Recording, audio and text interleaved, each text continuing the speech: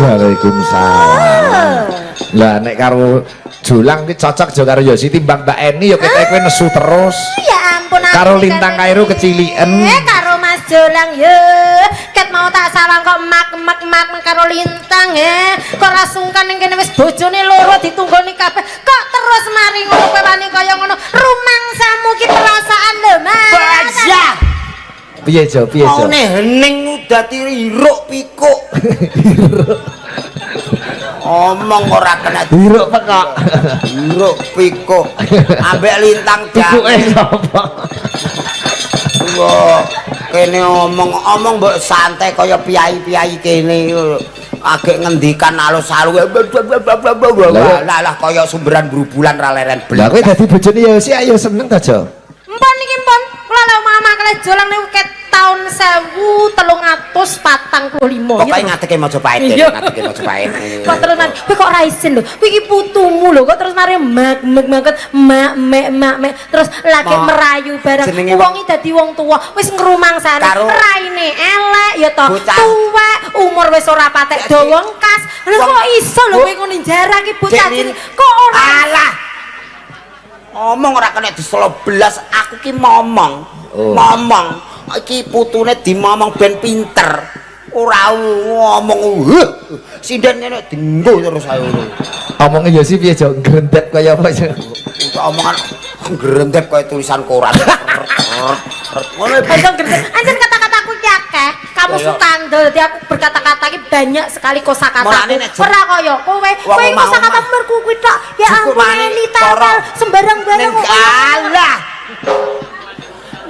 Ketok kowe dadi bojone Yosi ora awet umurmu. Walah aku dadi bojone Yosi kaya kerupuk Bandung Pak Ikit. Kok iso kaya kerupuk Bandung? Cilik alum cilik-cilik terus matek. Wonge semene omongan iso mlebek iki sanane jagat Galdawa. Kene, ora seneng kowe, duwe bojoku ora seneng. Duwe bojoku karo Mbak Eni kurang. Saiki sarep ngajab Lintang Kairu ya. Bocah cilik sik bau kencur lho Mas Samu. Bau kencur lho kowe. Lah cilik disirami terus ndar gedhi kok iso. Wong jenenge bocah lu nek iki Lintang bau kencur kowe wis bayu. Aku bau apa? Bau kunir. Bau lawean. Tinggal. Aku lah. Kuyumu medeni moden. Kok iso medeni moden anggere ana ngono ku. Lho, ndang urung tak uculi cah muni ngono. Wong edan. Mbak Yosi ora dhewekane dikancani Mbak Imro'atul Imam Firdaus. Mbak. Ora selamat kowe mampu pengiki mah. Iya. Mangga Mbak Ima sing pundi. Wong tanggapane saiki kok ndek iki wis meh nyegat bus. Oh alah. Selak pengen nyinden gayane. Aku mengabari kek. Kene, yo. Nah iya. Jage lek ngadeg mah. Oh, Mbak Ima sing niki. Nek kuwi kaya sembodro dhek klemek ngono. Lah iya Ima iki apa to? Kowe pilih ndi kuwi apa aku? Jali, iki pilihannya banyak sekali lho. Jali pilih ndi? Gumun aku. Le. Milih apik-apik kabeh. Duwe dhuwit piye kowe? Lho, iki akeh golek. Aja takon duit nek sasi-sasi iki karo Julang wis. Oh, mboten to? Aja wis. Oh, pertanyaan yang saru niku. Dompete nganti kaya kopiah aja. Ijab lan tipis. Iya, ndek jemuhan kleru dompetku sing tak nggo kopiah. Ayo, ora apa-apa. Menika Mas Julang disimak kanca-kanca CFC saking Yogyakarta, Pak Budindoro, CS, Mas Surito CFC Semarang nggih nyimak menika. Wah, salam nggih kanca-kanca CFC ingkang nobar. Pak Swaji Dung Watu. Nggih Cak Nano, wah nyimak kanca-kanca kabeh Jawa bengi iki sing nonton tertuju ning wayangan Galdawa. Ngono. Pak Ideli, Monocolo, Mbah Nuwun, Pak Kuncoro, weh Mas Kuncoro, komplit iki. Jebule WA-ne gembruduk akeh. Lah, kathah ketutupan sinyale.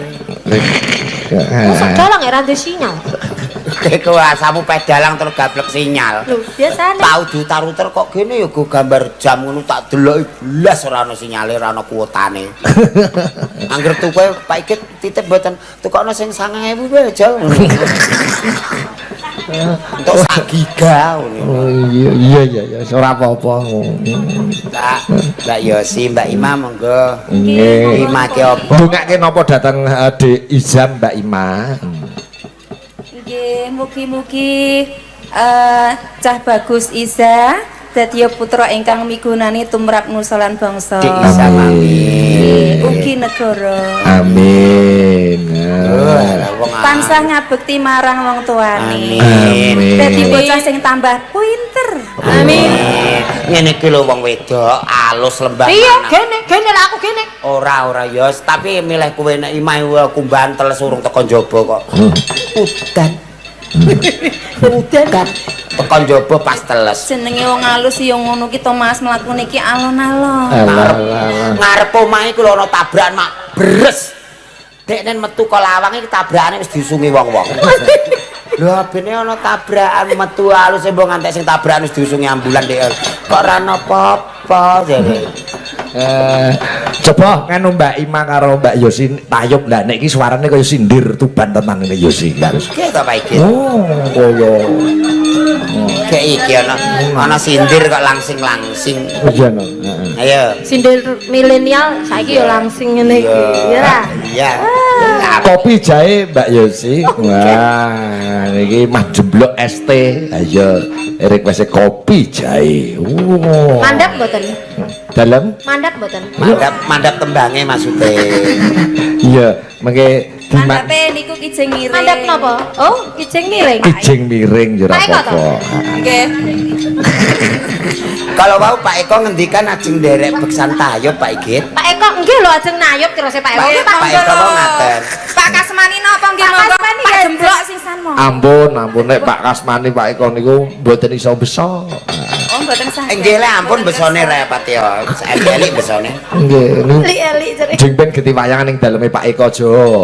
Bendang napa Pak Sik Igit? suwe. Oktober. Suwe yo. Ya sing cedak-cedak sesuk ning Suntri saja Juni Jaya. Mas. Ning Pak Mas Rizky menika. Oh, nggih kula mboten. Tanggal 10 mboten nderek nggih. kowe melu. Oh, lah nek kowe ora melu sing ngurupne genset sapa? Tak kira aku ora melu. Melu. Kene Pak Didik to? Mboten. Oh, mboten. Nggih, Pak Mas Rizky Widodo ingkang wonten Suntri. Seneng Oke. deh, seneng angger ngentukno tanggapan kan entukno. Nggih. Hampir nado ngono ku sesuk. Sore mau diampirke Mas Dodo cepaki jagung. Wah, tak Jagung godhog Pak Igit. godhog. Oh. Jenengan. Dicepaki Mbak Har buar karo Nggih. Pak Darji wis komplit. Lah aku kok ora mbok amperne to. Lah nek kepengin jagung iku lho mek dhewe. Mak dhewe jare. Urung mak dhewe. Iku gemakar wi. Iya, ora lali nggo Mas Grandong ki supir sing ngeteri watu ning nggonku yo. Oh, nggih. Niki mriki piyayine Mas. Lho, ngampir. Oh, tak layak. Nanti dam treke ditulisi cakrah lingkrat. Saking ngefene menawi. Iku sing ngeteri watu Pak Igit keneng apa kok engko nunggoni ngantek rampung. Lah sebabe Tapi ngenane urung kabeh urung kebayar. kurang sakrit, kurang sakrit. Kurang sarit yo kurang. Ngirim kok yo. Mbek aku tak tunggoni ngantek rampung Om lagi nih aku cek ditanggungan. Nganti apal rego watu. Coba buka saking kendang Mas Rangga. Oh, nek cara tayub nek saweng iki ndengdut iramane. Heeh. Oh, ngono. Iki sing ngethuk bingung ki tembang apa iki. Oke. Dangu mboten kepanggih Pak Wahyu. Lho, piye to? Kuwi mbiyen iki pendemunge cakraning ratu. Ya. Lho, lah kowe nek nyaron songo, weh. Gurune penyaron songo ki yo Sinten, Pak Igit? Mas Wahyu sing ngethuk. Tenan kuwi. Aja ngono anarki ku ndang iku. Wedi Pak mulai iku kok. Kok wis pucet. Lah kok narki wani nyaron ning gure Mas Wahyu. Lah, iya. Lah yo heeh. Ketendelen. Niki wau tangane pun kemring dilapi terus Pak Igit. Narki batin aku tak muli tak nyaroni Mbah Ton ae.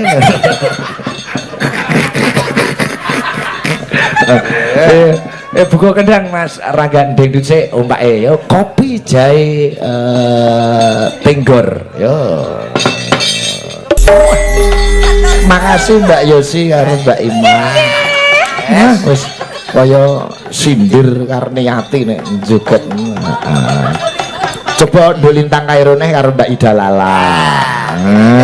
Latihan karo Bunda ya. Bundas. Tadi sudah sama ayah, sekarang sama Bunda.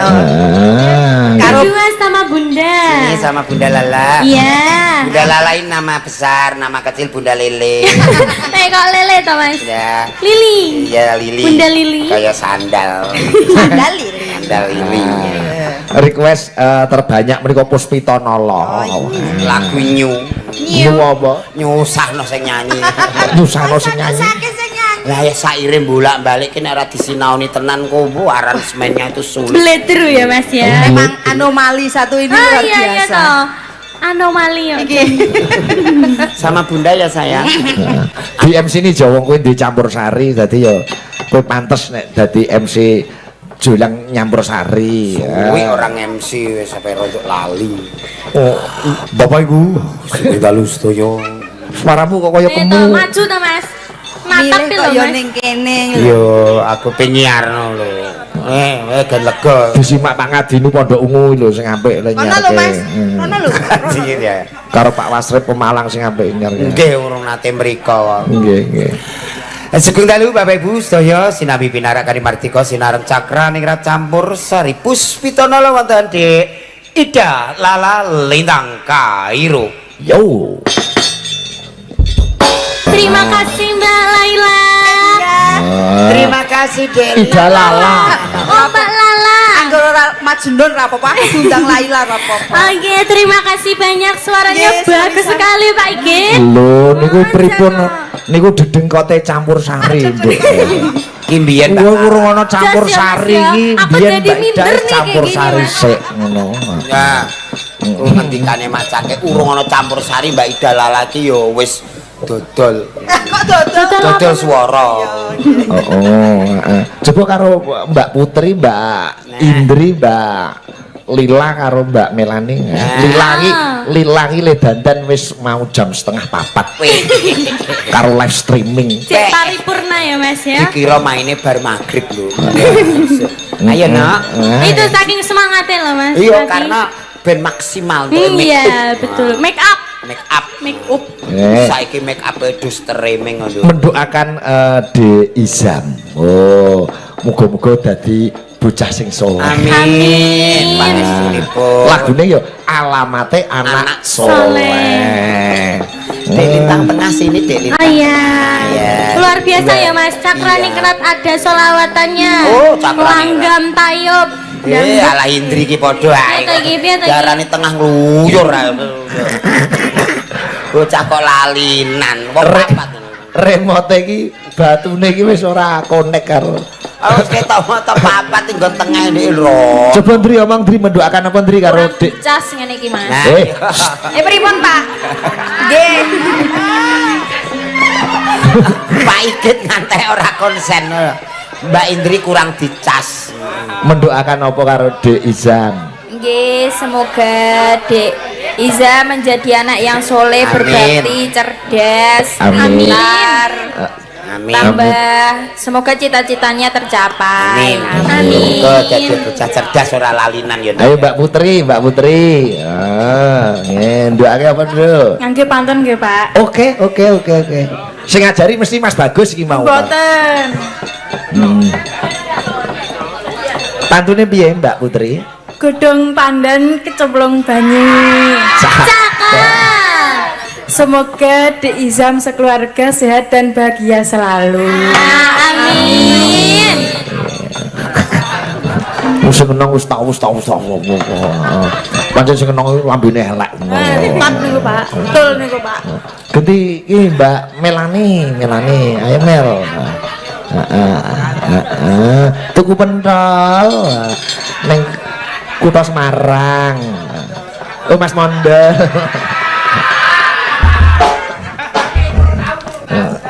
Ayo Bapak. Nggih, biasa mawon nggih, Pak. Iya biasa. Orang nggo ndok. Nggih, Nggih, mugi-mugi tansah sehat selalu. Amin. Amin. Cita-citanya tercapai. Nggih. Sapa? Amin. Dik sapa jenenge? Dek Izam. Iya. Nggih. Jajare Mbak Lila. Ya, Lil. Alumnus UNES. Nggih, mugi-mugi Dek Izam rezekinipun lumintu. Amin. Sehat jiwa raga, bahagia selalu. Amin. Ayo Mas Doyik ngucapin apa Mas Doyik? Ngeluh, Pak. Ayo, ayo. Enggak mau ki lagu sore-sore Doyik wis kene. Oh alah ki mau jebule ana rejene mulane kok rondok seliring-seliring piye ngono. Ngece. Kuwi campur sarine kesaing karo nggonmu iki. Dadi muni ngono kuwi dadi. Nggih Pak, wingi regane diduni ya Pak. Ayo jelas tapi kene lho Mas. Ya son rezeki ana sing ngatur kan. Sing ngatur ya sing nanggap-nanggap iku. Pancen iya. Oh, ya. Nggih. Aja lali tanggal 31 Januari Jo. Di Taman Budaya Sambungan ada pentas musik sambungan. Oke, baik. Ono band. Pun kula wara-wara teng kanca-kanca. Iya. Jogja mau rombongan Pak iki 31 Januari. Iya. Coba kayak apa? Lagune Alamate Anak Soleh. Yo. Sembah nuwun perkara lagon sambung nggen goro-goro. Mbacutke lakon sik ya nok tak derekke, Mak.